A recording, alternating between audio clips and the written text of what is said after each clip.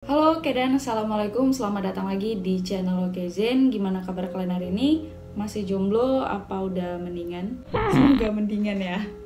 Dan di video hari ini aku bakal kasih tahu nih ke kalian semua tentang kisah salah satu seorang polisi yang melakukan tindakan tidak terpuji, tindakan kriminal. Dan si polisi ini dia tuh menganggap tindakannya itu sebagai pekerjaan sampingannya. Dan anehnya lagi ya, setelah dia melakukan tindakan itu, dia tuh langsung balik ke kantor polisi untuk menangani kasus tersebut, yang dimana kasus itu dibuat sama dia sendiri. Nah, kalau kalian penasaran cerita lengkapnya itu kayak gimana, kalian harus nonton video ini sampai habis. Buat kalian yang belum subscribe, silahkan subscribe dulu ya. Oke, selamat menonton.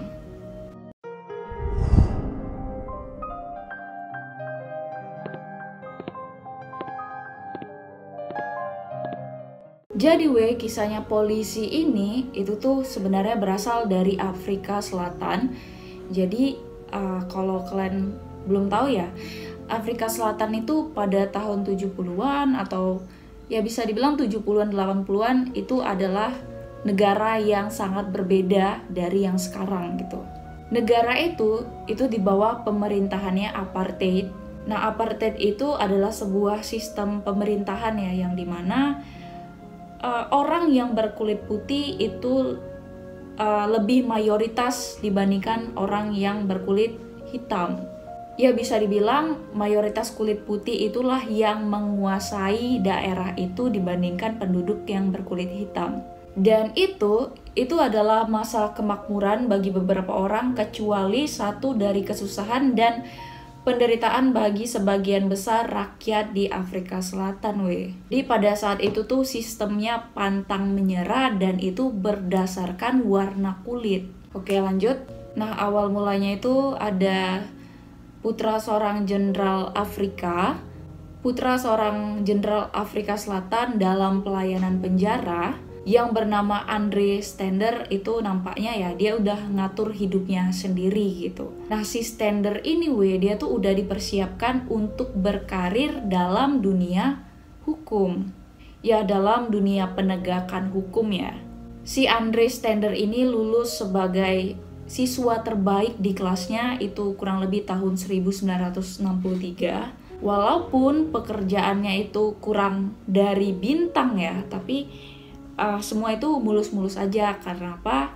Ayahnya dia itu juga seorang polisi. Jadi dia itu pekerjaan dia itu di dalam penegakan hukum itu lurus-lurus aja, gak ada masalah karena ayahnya seorang polisi juga. Ya kalau bisa dibilang bahasa kasarnya itu kalau kita ya ada orang dalam lah di situ gitu. Oke, lanjut. Pada tahun 1977 si Andre Stander ini berusia kurang lebih 31 tahun dan dia tuh berhasil menjadi kapten di Departemen Investigasi Kriminal Johannesburg atau biasa disebut sebagai CID. Karir dia itu stabil-stabil aja, aman-aman aja, meskipun rekan-rekannya itu banyak kali yang cemburu dan bahkan mereka itu mengaitkan si Andre Stander ini dengan ayahnya yang sebagai seorang polisi juga. Rekan-rekannya itu menganggap si Stander ini kayak penampilan dan kinerjanya juga B aja gitu kan, biasa-biasa aja gitu, tapi kok bisa semulus itu? Ya pasti ya karena ada orang dalam itu ya, ayahnya sendiri gitu. Ya kurang lebih rekan-rekannya itu beranggapan kayak gitu. Dan pada saat itu si Stander ini sudah memiliki istri, tapi sempat di sisi pribadinya pernikahannya si Andre Stander ini itu tuh mendekati dengan perceraian. Dan dia tuh sangat-sangat benci dengan pekerjaannya yang menjadi seorang polisi, tapi dia ini berhasil menyembunyikan ejekan dari semua rekan-rekan kerjanya. Dan suatu pagi dia itu membagikan kayak tugas gitu sih kepada stafnya, dan itu biasa-biasa aja. Kemudian dia tuh pergi ke bandara dan terbang ke Durban. Setelah sampai ya we ya, dia itu langsung pergi menyewa sebuah mobil. Dan tujuannya apa? Tujuan dia itu adalah merampok sebuah bank. Kok bisa gitu ya? Dia polisi berpikiran untuk ngerampok. Dan itu dia sebelum merampok bank tersebut, dia itu sudah mempersiapkan dirinya alias sudah menyamar. Nah, yang dipertanyakan banyak orang, dia itu kan pekerjaannya baik ya, pekerjaan yang menghasilkan uang yang banyak lah dibilang. Kalian tahu sendiri kan, pekerjaan kayak gitu gajinya pasti banyak. Tapi kenapa dia sampai bertindak ke langkah yang kriminal gitu, yang pastinya bisa mengancam dirinya sendiri gitu kan. Dan sekaligus itu mengkhianati profesinya sebagai penegak hukum gitu. Nah, setelah dia itu melancarkan aksinya merampok sebuah bank, dan itu berhasil ya weh. Dan setelah dia ini melancarkan aksinya weh, dia tuh kembali lagi ke bandara buat terbang lagi ke Johannesburg atau Johannesburg, aku nggak tahu ya cara baca gimana. Ya pokoknya itu pada waktunya untuk melakukan shift sore. Setelah melakukan perampokan itu, dia kembali lagi bekerja sebagai polisi. Nah, lo aneh kan? Dan perlu kalian ketahui ya we ya, si Andre Stender ini sudah melakukan aksinya dengan lancar kurang lebih selama 3 tahun. Cukup lama kan? Kenapa bisa sampai selama itu dan aman-aman aja? Ya karena dia sendirilah yang nangani kasus itu gitu. Jadi kayak main-main lah dibuatnya. Selama 3 tahun itu dia merampok bank, sudah merampok bank itu jumlahnya belum kayak nggak pasti gitu. Tapi di pemeriksaan dia tuh merampok bank diperkirakan sudah hampir 30 kali selama bekerja sebagai polisi gitu. Dan si Andre Stender ini lolos dengan 100.000 rand pada saat seorang manajer di perusahaan besar yang sedang beruntung mendapatkan 2.000 rand per bulannya. Pokoknya si Andre Stender ini terus melakukan perampokan, melakukan kejahatannya itu sambil dia tuh menyelidiki kejahatannya sendiri gitu weh. Dia tuh merampok bank itu pada hari libur, bahkan pada jam makan siang. Oke, lanjut.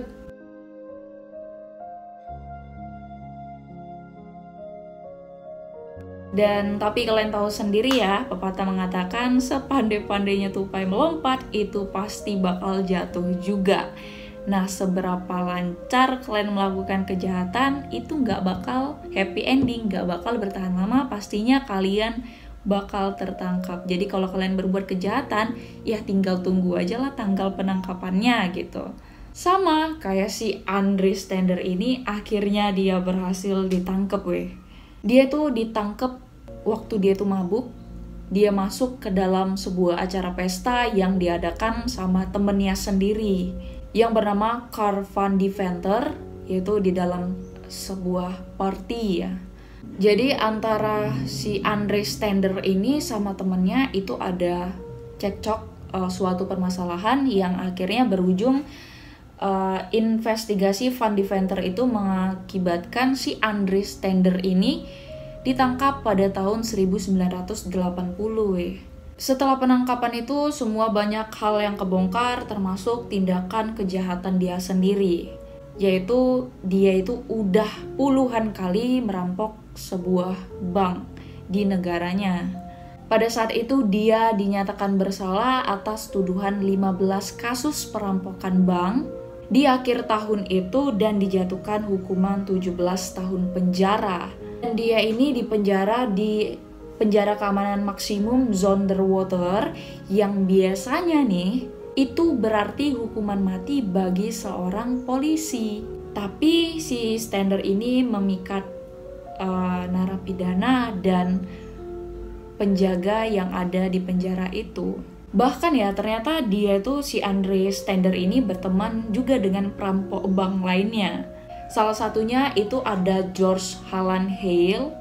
Jadi Hale ini adalah seorang idealis politik yang dia itu sebenarnya sangat membenci sistemnya ya sangat benci sistem apartheid karena dia itu punya kesamaan gitu kan sama si Andre, join sebagai temen gitu. Sama-sama merampok bank juga.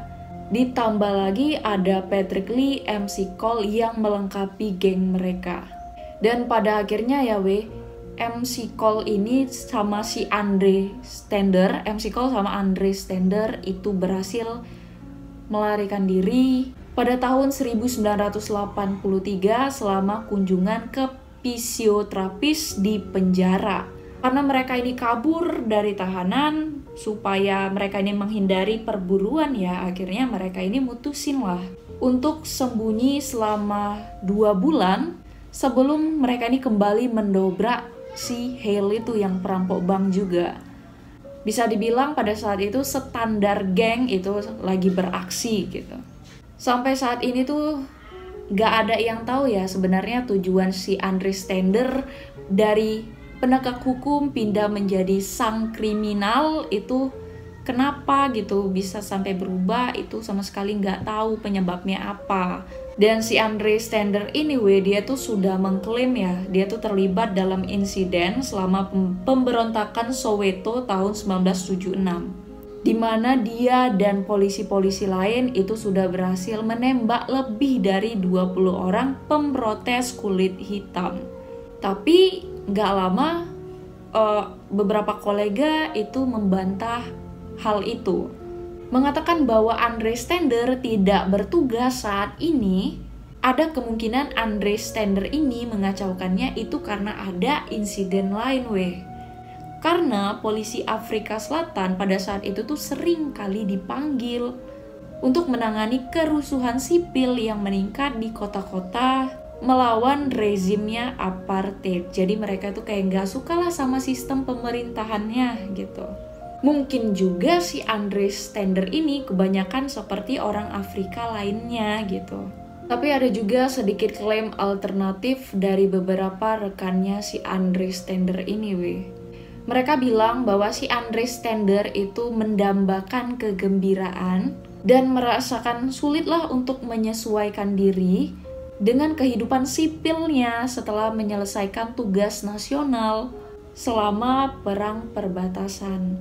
Tapi apapun alasannya ya apapun alasan si Andre Stander ini, pada akhirnya orang-orang itu sama sekali nggak tahu sebenarnya maksud dia itu apa, tujuan dia begitu itu untuk apa gitu.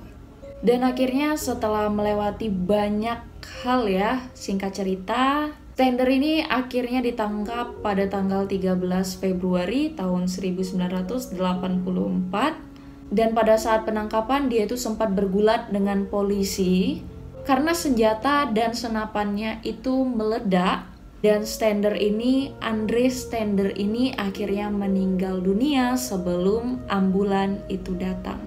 Pada tahun berikutnya, tahun 1985, rekannya itu yang sama-sama perampok bank itu juga ditangkap, yang bernama Hale.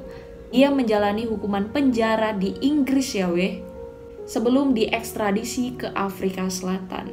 Tapi akhirnya si Hale ini dibebaskan pada tahun 2005. Ya bisa dibilang dia adalah orang yang satu-satunya selamat dari geng dia.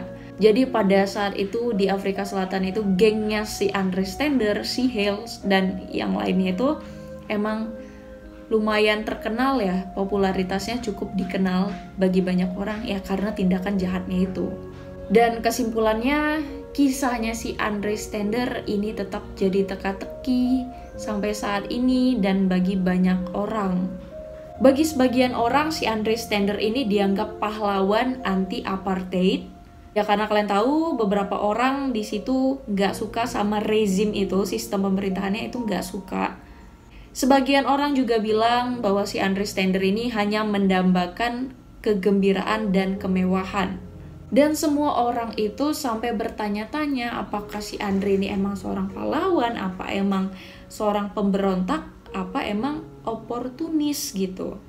Yang pasti pada faktanya dia adalah seorang polisi yang beralih profesi menjadi penjahat.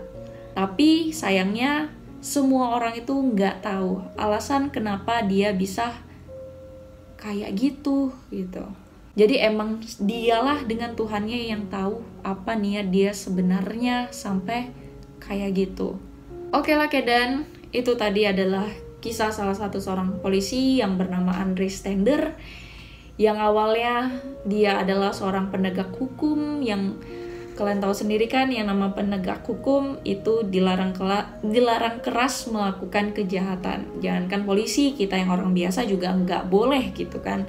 Tapi entah kenapa si Andre Stender ini pindah profesi menjadi seorang perampok dan penjahat gitu kan. Dan bahkan alasannya itu nggak diketahui.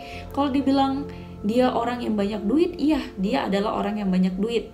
Tapi kenapa dia masih merampok gitu kan. Entah karena dia terikut dengan pergaulannya, teman-temannya, nggak ada yang tahu. Yang jelas dia adalah seorang polisi yang beralih profesi menjadi penjahat. Yang jelas dari kisahnya dia kita bisa ambil hikmah, kesimpulan ya.